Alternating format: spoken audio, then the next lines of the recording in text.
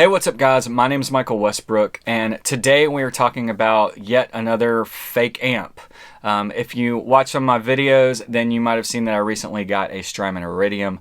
Right after I bought that, Walrus released this guy, the ACS-1. So I got a lot of comments on my videos, hey, you should check out the Walrus, hey, how does it compare to the Walrus, etc, etc. I had just spent like, $400 and something on the Iridium, so I wasn't going to go out and just buy another fake amp, amp in a box kind of deal. But I was able to borrow this from a friend. I've got to get it back to him this week, so I haven't had a ton of time to spend with it, but I was able to make a short demo as well as just kind of get to know the pedal and see what it can do. So today we're going to talk about that. We're going to take a listen to it. I'm going to give you my initial impressions on how I think it sounds and how it stacks up to some of the competition. All right, let's get into it.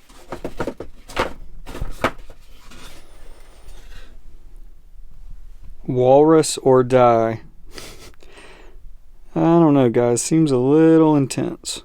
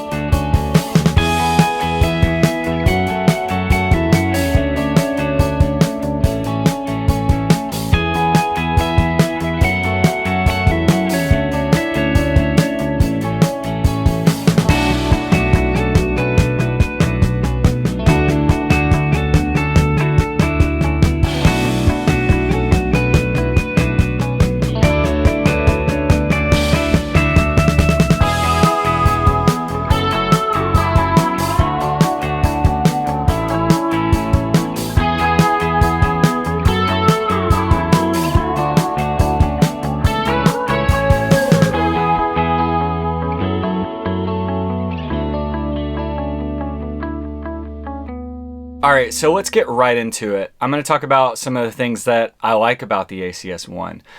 For one, the size. It's smaller than an Iridium. Obviously, it's smaller than the HX Stomp. And for someone like me who uses amps as well as needs a direct solution, it taking up minimal space is definitely a plus. I also think that the boost is a feature that we haven't really seen on something like the Iridium that can be convenient for some. I don't see myself using that a whole lot. I'm not typically going to use a boost that's last in my chain. Also, the switches are kind of close together. I think I would be afraid that I would hit this bypass switch and just turn it off, and that would sound terrible. The boost to me is kind of like whatever. I don't really see myself using a feature like that. But again, the size is great. The fact that it's stereo, the fact that you can run amps on both sides, different amps on each side is kind of cool. But we'll talk a little more about that in a minute. Another thing that's a feature on this pedal that's really cool, but I don't see myself using is the MIDI. MIDI in and out. I mean, I could see how that would be convenient for some, but this pedal doesn't seem super versatile to me. Not as versatile as something like the Iridium or obviously the HX Stomp, which does a million things. So I don't really see the need to change to different presets through MIDI.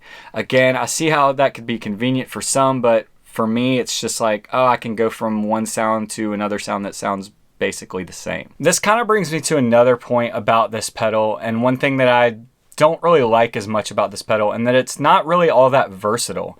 Yes, we have 3 amps. We have a Fender style, a Marshall style, and a Vox style, but most of them are pretty clean. Even with the gain all the way up, we're not getting a ton of gain from any of the amps. Maybe with a higher output guitar, or you're hitting it with a boost, you'll start to get some overdrive and that kind of thing. But for the most part, compared to something like the Iridium, there's a lot less gain from the models in this pedal. And so to me, you've got basically 3 different styles of cleanish amps. Now, that's not to say there aren't differences between them. Obviously, there are. They've done a pretty good job of, modeling each amp and what it does. I have a Fender. I had a Bluesbreaker style amp, the JTM45, that the Marshall is modeled after. I had one of those for years, and then I've played AC30s a ton as well. So I'm familiar with all 3 styles of amps. So they definitely capture the characteristics of those amps, but you know, a lot of the magic in those circuits has to do with how they overdrive and some of the overdrive tones that you get from all of those amps. You can get those from this pedal somewhat, but not nearly as much as you can from the Iridium. The Iridium does a great job of giving you cranked Fender tones, cranked AC30 tones, and cranked Marshall tones as well. Now, before you say anything and comment, I know that the Marshalls in the Iridium and the ACS-1 are different styles of Marshalls and all of that. You know, for me, I actually prefer the Marshall that's in the Iridium. That to me is more of a, you know, a more usable Marshall circuit for me personally. I like that I can get kind of the higher gain Marshall tones out of the Iridium. It makes that pedal a lot more versatile to me, to have those cranked AC30 and cranked Marshall tones there.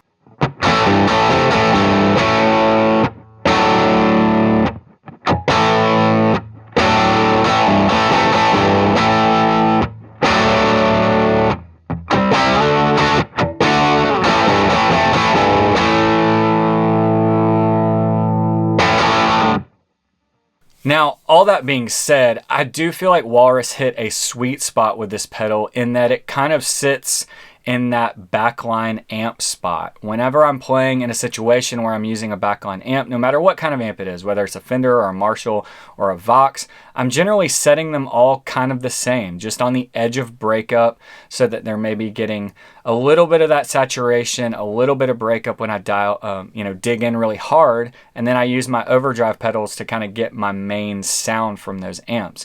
This helps keep my sound really consistent when I'm using backline amps, and I know that, you know, whatever amp I'm playing through, that my sound's going to be kind of the same.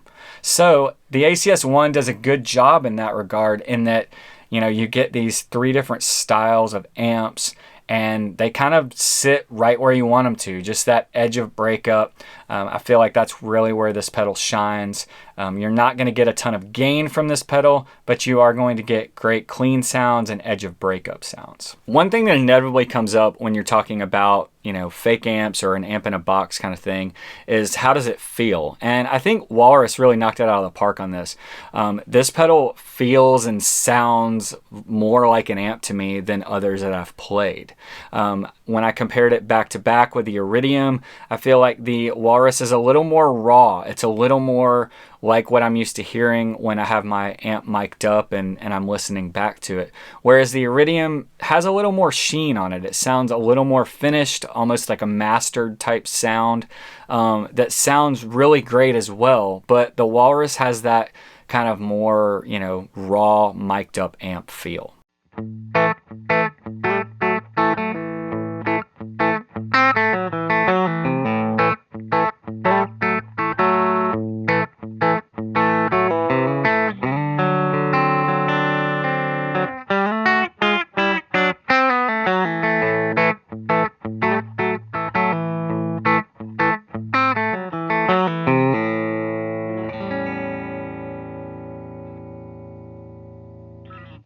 So if we're talking about direct comparison, I think that if you're typically setting your amps, you know, just on the cleanish side, and you're using overdrive pedals, and you know, you use one of these style amps, one of the three styles that the Walrus provides, then the ACS-1 is going to be a great solution. It's going to sound great. It's going to feel great. If you want a little more versatility, then the Iridium is obviously going to give you that, and it's going to give you great tones. The Vox and the Marshall both, well, the Fender as well, all three of them on the Iridium will give you a lot more gain and give you a lot more tones. I feel like the Walrus is a bit limited. They're all kind of on the cleaner side. They all have the flavor of what amp they, you know, say they are, but in the end, they all kind of sound pretty similar, especially on the when you're setting them clean. Now, obviously, it's a little more expensive, but kind of in the same price point. You're talking about the HX Stomp, which I have spent a lot of time with. I've done tons of videos on the HX Stomp, and I love the HX Stomp. It's super versatile, tons of great effects, as well as, you know, tons of different amps, the ability to use IRs. I mean, lots of versatility in the HX Stomp. You know, I feel like that the Walrus and the Iridium are for people who are using full pedal boards. They already have effects that they love, and they just need a, you know, amp replacement solution where they can't use an amp, or they just need a direct solution. You know, the Walrus and the Strymon Iridium both provide great solutions for that. Whereas the nice thing about the HX Stomp that I've said many times before is that it provides a direct solution if you need it, but when you're not using that, you can have tons of great effects. So for that, and for a lot of my uses, that's a win. You know, it's like, oh, I can use these great effects, but then if I do need a direct solution, then I have the ability to do that.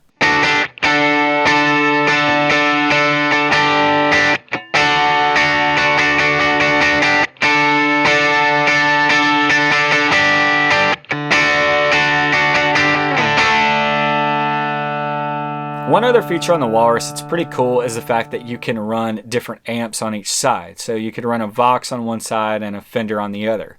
When I first heard about this, I thought that was super cool because I've been doing that for years live. I'll run my Matchless and a Deluxe, or, you know, different combinations of amps to kind of fill out the sonic picture. Now, I think a lot of people kind of make this a huge consideration when they're considering between the boxes, but I think my opinion on it is that it doesn't really make that much difference.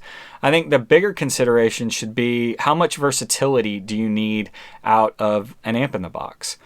Something like the Iridium is going to give you a lot more tones, a lot more broader range of tones, everywhere from clean to the cranked AC30 sounds and hot rodded Marshall sounds. All of those can be found in the Iridium, and I feel like the you know, the spectrum there with the Strymon is a lot bigger than it is with the Walrus.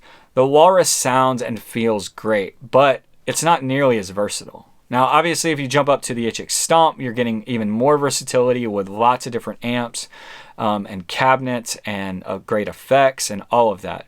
It's a little more expensive, but I think, again, the bigger consideration is what kind of role do you need it to serve in. The Walrus would be great for someone who just needs a kind of cleanish or semi-dirty amp tone to go at the end of their chain to serve as an amp replacement. The Iridium is going to give you that same kind of thing, but obviously a little more versatility. I find that it could be great if you're doing a lot of recording and you want a lot of different types of tones. You want to be able to get cranked Marshall tones, but you also need great Fender type tones. And then the HX Stomp, again, it's kind of a Swiss Army knife pedal. It's going to fill in the gaps for you in a lot of different ways, whether it's amp tones or effects. That's going to do it for this video. As always, thank you for watching. Hopefully this was helpful if you're considering the ACS-1 or another direct solution. I really don't think there's a wrong answer, whether it's the Walrus, the Strymon, or the HX Stomp. Obviously they have slightly different features and provide different things, but I know I'm confident that with any one of these boxes that I could get great sounds and be happy. All right, until next time, I'll see you out there.